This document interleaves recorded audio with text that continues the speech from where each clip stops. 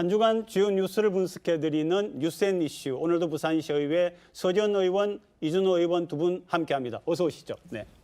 부산시 감사 결과 북한 오페라하우스가 총체적 난국으로 드러났습니다.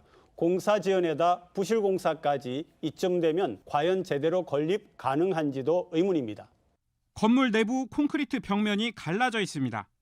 균열 사이로 물도 새고 있습니다. 공사가 중단된 부산 오페라하우스 내부 모습입니다. 지하 1층부터 무대가 들어설 장소까지 벽, 천장 할 것 없이 쩍쩍 갈라져 있습니다.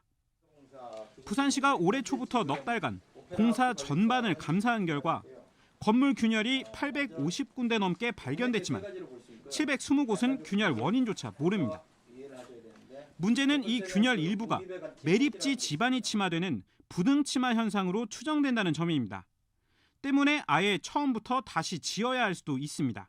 현재 공정률은 40%입니다. 정밀 안전 진단을 분명히 해야 되고요. 그 부등침하 이런 것들이 단순하게 나온 건 아니거든요. 부실 공사의 흔적도 곳곳에서 드러났습니다. 소방 설비 3,800여 개는 설계와 다르게 설치하거나 무단으로 싼 부품을 썼고 무자격자의 부실 용접도 7,000곳 넘게 발견됐습니다. 부산시는 부실 공사를 한 시공사와 감독을 소홀히 한 감리사에 강력한 법적 대응을 예고하고 있습니다. 당초 계획대로라면 3년 전 완공됐어야 할 오페라하우스는 2026년 준공도 장담하기 어렵게 됐습니다.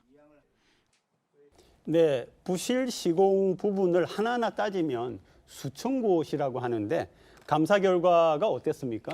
네, 보여지고 있는 현재 이 흉물의 상태처럼 뚜껑을 열어보니 정말 총체적 난국이었다라고 표현할 수 있을 것 같습니다. 소방시설부터 해서 기계시설 그리고 배관 그리고 이미 공사한 흔적들도 너무나 많이 발견이 되었고요. 네. 부적정 판정을 받은 곳도 너무 많았습니다. 이렇게 공법 논란이 일어나면서 공사를 제대로 진행을 하고 있지 않다 보니 자연재해로 일어나는 부분부터 공사를 하면서도 수정을 할 수 있는 부분들이 전혀 이루어지지 않고 방치가 되다 보니 네. 더욱더 이 건물 자체의 상태가 나빠질 수밖에 없었던 상황입니다. 더군다나 지금 부등침하에 대한 부분도 문제가 네, 되고 네, 있어서 안전성에 대한 문제뿐만 아니라 추가적으로 들어갈 비용에 대한 것도 천문학적으로 늘어가고 있는 상황입니다. 부등침하 하면 또 시청자분들께서 그게 뭐지 하실 수도 있는데 설명 이제 좀. 오페라하우스의 벽 내부에 네, 네. 858군데의 균열이 있었습니다. 균열이. 네, 그 균열이 네. 이유가 부등침하 때문이라는 그럼 겁니다. 이렇게 집안이 이렇게 부등침하라는 문제가 거는 있다는 거예요? 이제 불균등하게 집안이 침하되는 거를 이야기합니다. 네. 같이 침하가 되면 네. 균열이 일어나지 않겠죠. 네. 그런데 이렇게 불균등하게 일어나고 있기 네. 때문에 858군데라는 많은 균열이 있었던 것이고 또 추가적으로 문제되는 상황을 좀 말씀드리면 소방 배관 같은 경우는 네. 아주 엄격한 잣대가 적용되는 자격자가 시공을 해야 됩니다. 그런데 무자격자가 시공한 것으로 나타났고요. 네. 또 특수 용접을 해야 되는 구간이 있는데 네. 그냥 일반 용접을 한 것으로 나타났습니다. 총 12건의 위법 사항이 있었습니다.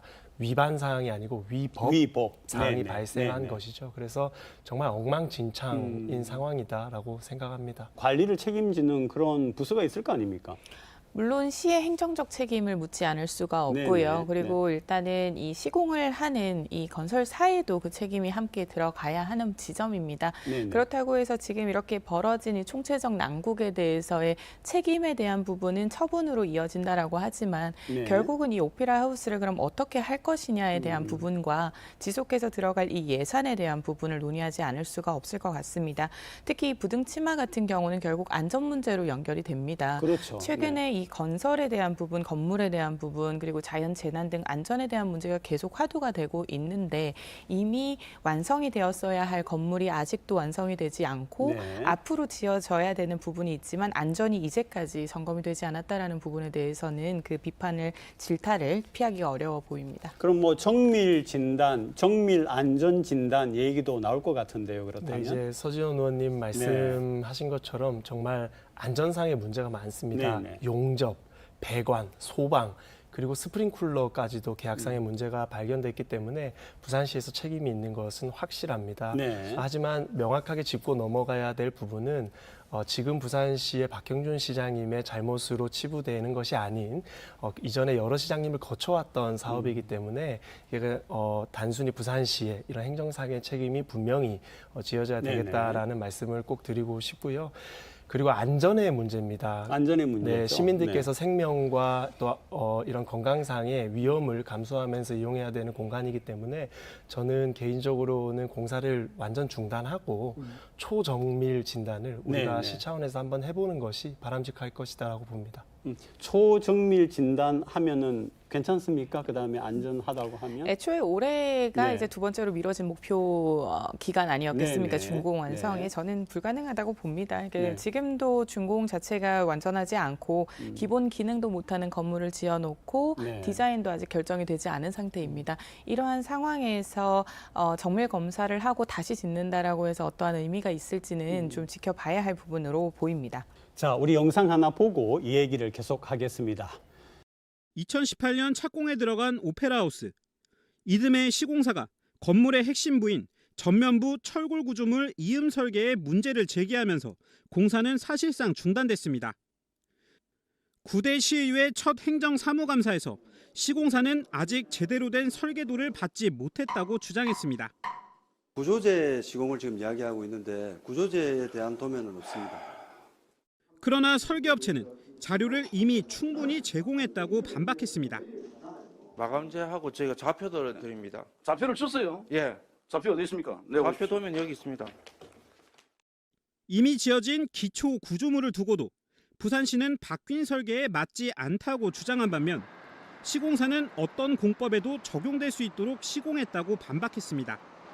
서로 다른 주장 중 무엇이 사실인지 확인되지 않았고 공사 지연으로 인해 늘어나게 된 세금 부담 문제도 누구에게 책임이 있는지 이번 감사에서 결론 내지 못했습니다. 네, 지금 나온 그 감사에 대한 얘기는 부산시의회가 오페라하우스 건립 사업 전반에 대한 감사를 요청하면서 나온 거다라고 하는데 맞습니까?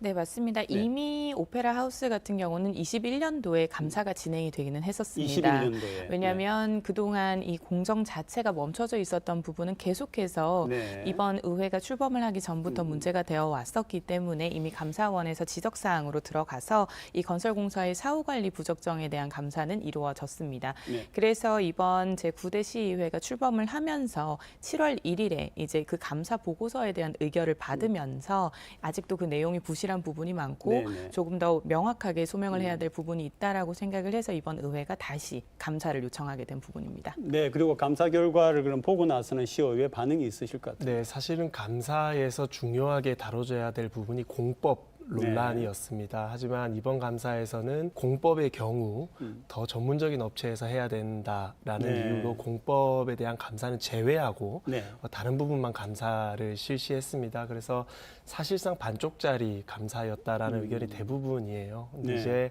곧 시의회가 행정감사 시즌에 다시 돌입을 하게 됩니다. 네네. 행정감사가 돌입하면 우리 해양도시안전위원회에서 원포인트 형식으로 이 오페라하우스를 다룰 계획을 가지고 있다고 합니다. 그래서 이번 행정감사를 통해서 오페라하우스에 대한 문제 다시 한번 강하게 시의회에서 견제할 수 있을 거라고 생각합니다. 지금 현재로서는 2026년 준공을 목표로 진행을 하고 있다는데 그게 가능한 겁니까? 어떻게 됩니까? 애초에 안전관리 계획도 미행을 네네. 하고 있고 미설치에 대한 부분들도 논란이 되고 있습니다. 설계사와 시공사와 시의 총체적인 난국인 이 상황에서 신뢰성도 잃어버리고 우리 시민분들의 기대감도 거의 바닥으로 내려간 상태입니다. 과연 이 오페라 하우스를 왜 지으려고 하는지 그리고 이 오페라 하우스에 전체적으로 들어갈 공사 비용은 3천억이 넘는 네네. 규모인데 이것이 과연 우리 시민분들에게 문화에 대한 의미로만으로 이 부분에 대한 희생을 감수하도록 할 것인지에 대한 논의는 계속 필요할 것 같습니다.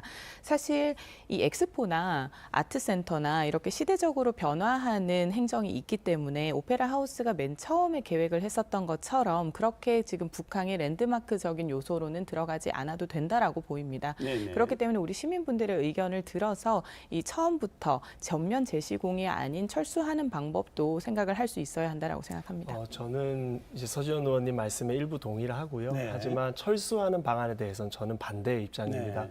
우리가 시드니의 오페라 하우스가 가장 그렇죠. 상징적이잖아요. 그 건물이 2년 만에 짓는 것을 계획으로 잡았었는데 14년 만에 완공이 맞습니다. 됐습니다. 그 얘기 들었습니다. 그 아주 오랫동안 계속 공법을 수정하고 또 정치적인 다툼도 있었지만 가장 중요한 핵심은 호주 사람들의 중요한 마음의 양식, 안전한 건물을 짓겠다라는 네, 네. 이유에서 14년 만에 해냈거든요. 그리고 호주는 그 건물을 토대로 아주 네, 네. 왕성한 이런 도시를 이루게 됩니다. 우리 오페라 하우스도 저는 2026년까지 완공하지 않더라도 계속 보강해 가면서 결국에 좋은 건물을 꼭 지어내야 된다라고 생각하고 있습니다. 이미 예산 자체가 디자인 자체로만 해도 67억이 넘게 소요가 네. 됐고요. 지금까지 지은 건물에 대한 매몰 비용만 해도 300억 가까이 됩니다. 네, 네. 이러한 상황에서 앞으로 500억이 더 증가한 3천억 이상의 공사비를 들여야 하는 상황인데 지금까지 보여줬던 설계사와 시공사와 시행태를 본다면 과연 이 부분이 이후에도 미뤄지지 않고 제때 만들어질 수 있을 것인가에 대한 신뢰 문제는 따지지 않을 수가 없고요. 특히 지금 부산 같은 경우는 비콘 그라운드라든지 네네. 그리고 장림포구와 같이 100억 넘게 소요가 된 공공이 만들어 놓은 관광지지만 그렇게 혜택이 돌아가지 않는 곳이 많습니다. 오히려 지금 흉물이라는 별칭을 네네. 갖게도 되는 곳들이 있습니다. 반면 교사해서 이런 부분들은 좀 개선을 할 필요가 있어 보입니다. 특히 북한 같은 경우는 랜드마크를 또 별도로 짓겠다고 이야기하고 있지 않습니까? 그렇죠. 시드니의 경우에서 오페라 하우스는 하나의 랜드마크이자 그 항만을 만들기 위한 곳이었다면 북한은 지금 엑스포 및 여러 가지 개발 계획에서 다양한 옵션이 있습니다.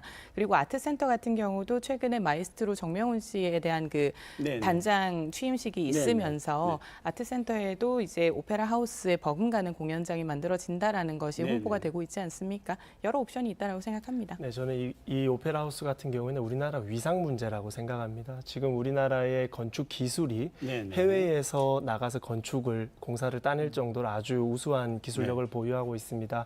하지만 우리가 우리나라의 건물을 공법 문제로 짓지 못한다라고 하면은 해외에서 우리나라의 기술력에 대한 의문을 품게 될 것입니다. 그렇기 네. 때문에 저는 이 오페라 하우스가 꼭 완공되어서 우리나라의 건축 기술을 세계에 알리고 또 시민들께도 좋은 시설로 꼭 자리매김하면 좋겠다라는 마음입니다.